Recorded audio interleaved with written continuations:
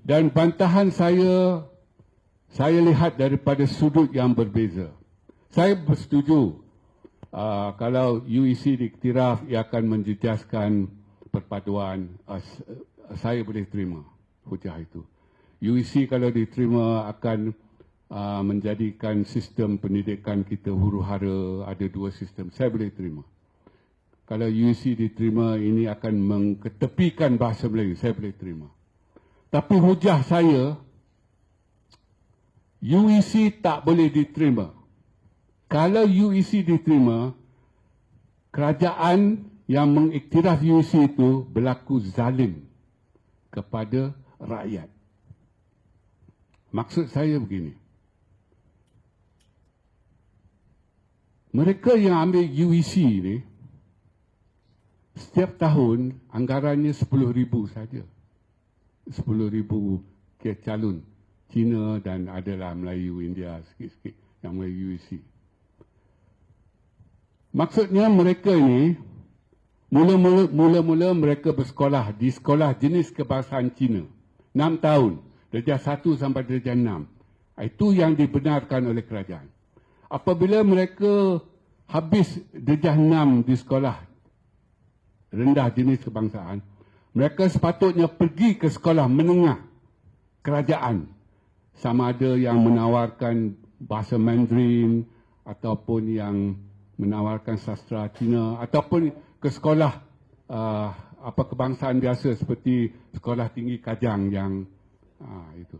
Jadi mereka ini, pelajar UEC ini, ibu bapa mereka tak nak belajar di sekolah kerajaan kerana bahasa pengantarnya ialah bahasa Melayu.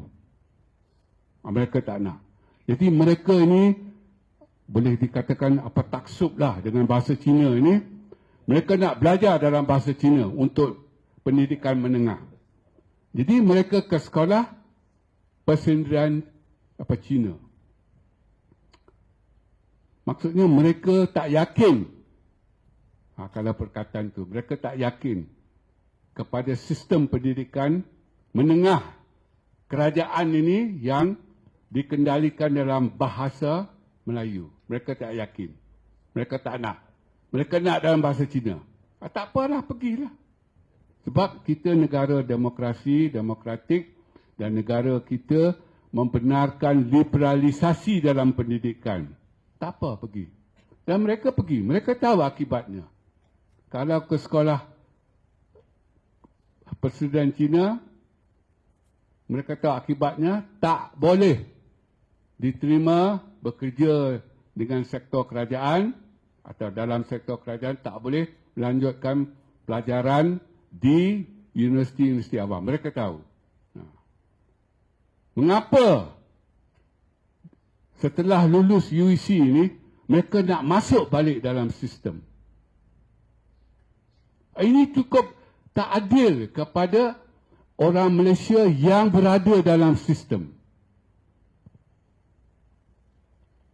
Dan lagi tak adil kepada anak-anak Cina yang berada dalam sistem. Maksudnya lepas 6 tahun di sekolah Cina, mereka berada dalam sistem kerajaan. Tingkatan 1 sampai 5 mereka belajar dalam bahasa Melayu. Yang tak nak belajar ni, mereka ke sekolah Persendirian Cina. Tak apalah. Jadi di penghujung, Dong Zong nak kerajaan iktiraf supaya anak-anak Cina dan juga ada Melayu sedikit ke India sedikit di sekolah Persendirian Cina ini boleh masuk dalam sistem balik, bekerja dengan kerajaan dan juga belajar di IPTA. Cukup tak adil. Ia menzalimi pelajar-pelajar yang berada dalam sistem sepanjang persekolahan mereka. Dan saya pernah berhujah macam ni kepada rombongan Dong Zong di Majlis Profesor Negara. 3 orang ini. Pensyarah dari 3 orang ini, wakil Dong Zong ialah pensyarah dari Universiti Tengku Abdul Rahman. Saya kata rakus sekali. Tamak sekali. Nak untung sepanjang jalan. Jadi ini tak adil kepada anak-anak Cina. Sebab kalau lulusan UEC ni dapat masuk ke IPTA, sebenarnya mereka mengambil tempat anak-anak Cina yang setia pada sistem itu.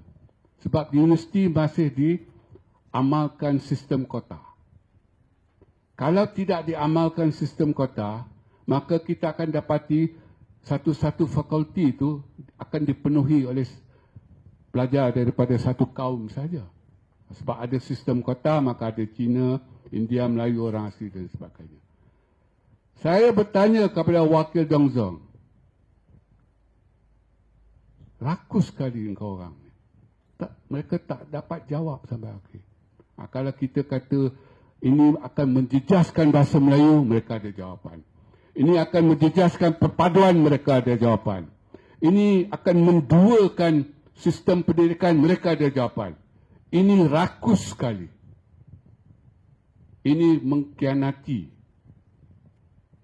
anak-anak Malaysia secara amnya yang berada dalam sistem. Setia dalam sistem. Engkau orang tak setia dalam sistem. Kan? Dan saya nak akhiri bahagian saya ni. Pada awal tahun ini, pengurusi Dong Zong telah membuat kenyataan akhbar dalam The Sun bahawa mereka tak nak buang masa lagi lah tentang pengiktirafan ini. Mereka tahu takkan diiktiraf. Mereka nak gunakan masa ini, mereka nak menjelajah ke seluruh dunia untuk mendapat pengiktirafan UC ini di tempat-tempat lain. Maksudnya mereka dah tahu.